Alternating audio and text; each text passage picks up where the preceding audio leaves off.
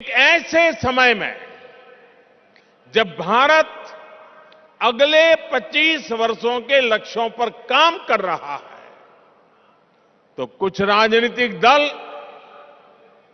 अपने निजी स्वार्थ में भारत की अर्थव्यवस्था को तबाह कर देना चाहते हैं। हम सबको याद होगा, जब पहली औद्योगिक क्रांति आई, हिंदुस्तान उसका लाभ नहीं उठा पाया। दूसरी, तीसरी औद्योगिक क्रांति में भी हम पीछे रहे, लेकिन आज जब चौथी औद्योगिक क्रांति का समय है, तो भारत इसे गंवा नहीं सकता। मैं फिर कहूंगा, ऐसा अवसर किसी देश के पास बार बार नहीं आता। शॉर्टकट से कोई देश चल नहीं सकता।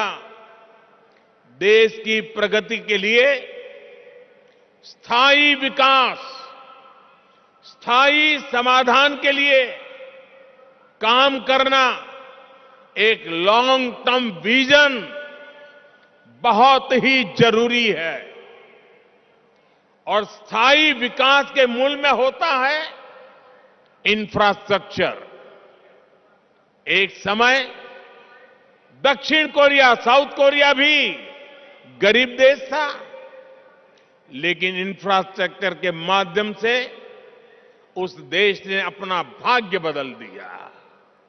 आज खाड़ी के देश इतना आगे इसलिए भी है, और लाखों भारतीयों को वहां रोजगार मिलता है, लाखों भारतीयों को, क्योंकि उन्होंने भी बीते 3-4 दशकों में अपने इंफ्रास्ट्रक्चर को मजबूत किया है, आधुनिक किया है और फ्यूचर रेडी किया है।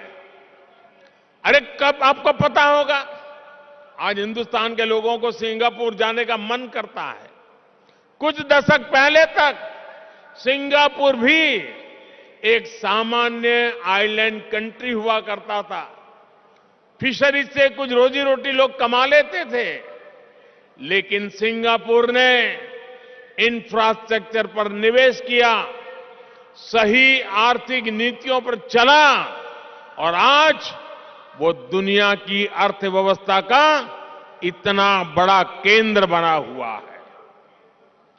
अगर इन देशों में भी शॉर्टकट की राजनीति हुई होती, टैक्स पेयर का पैसा लुटाया गया होता, तो ये देश कभी उस ऊंचाई पर नहीं पहुंच पाते जहां आज है।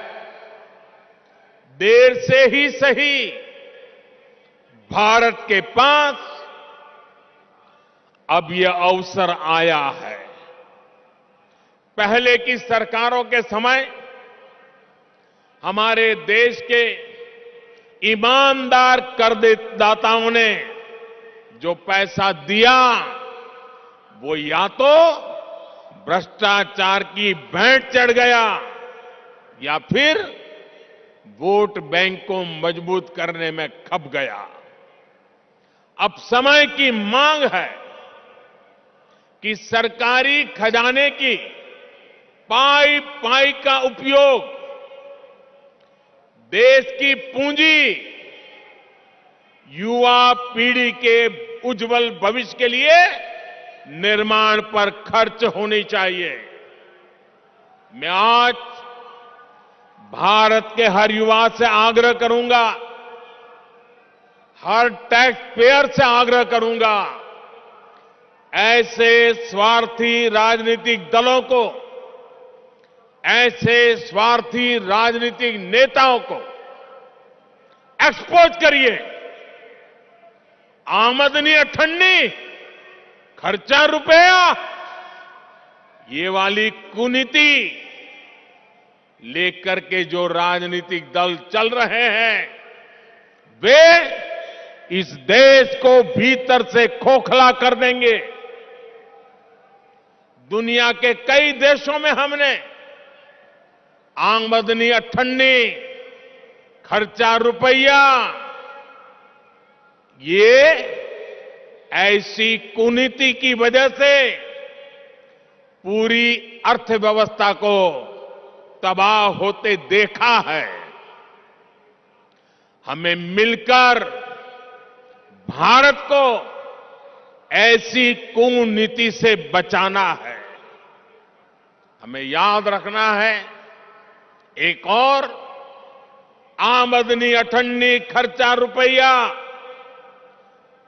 ये वाली दिशाहीन कुनीति और सिर्फ स्वार्थ है। वहीं दूसरी ओर देश हित और समर्पण भाव है। स्थायी विकास, स्थायी समाधान का प्रयास है। आज भारत के युवाओं के पास जो अवसर आया है, वो हम ऐसे ही जाने नहीं दे सकते। और मुझे खुशी है कि आज देश में स्थायी विकास और स्थायी समाधान को सामान्य मानवी का भी जबरदस्त समर्थन मिल रहा है। अभी पिछले सप्ताह गुजरात में जो चुनाव के नतीजे आए हैं, वो स्थायी विकास और स्थायी समाधान की आर्थिक नीति, विकास की रणनीति का परिणाम है। मैं शॉर्टकट अपनाने वाले ऐसे राजनेताओं को भी विनम्रतापूर्वक, आदरपूर्वक कहूंगा कि स्थायी विकास के विजन को समझिए, उसके महत्व को समझिए। आज देश के लिए उसकी कितनी जरूरत है, उसको समझिए। शॉर्टकट के बजाय स्थायी विकास करके भी आप चुनाव जीत सकते हैं,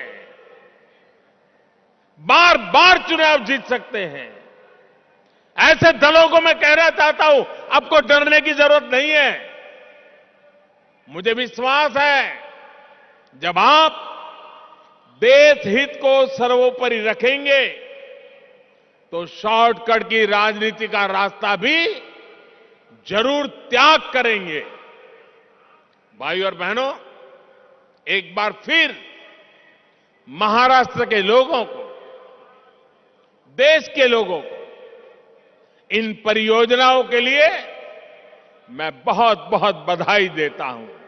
और मैं मेरे नौजवान दोस्तों से कहता हूं, ये जो मैंने आज 11 सितारे दिखाए हैं, जो मैंने आज 11 सितारों की आपके सामने गिनती की है, ये 11 सितारे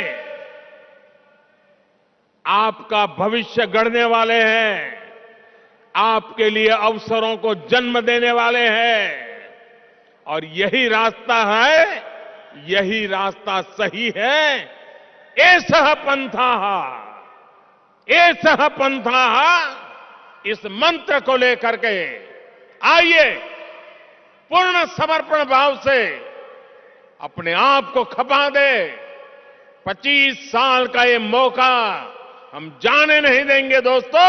बहुत बहुत धन्यवाद।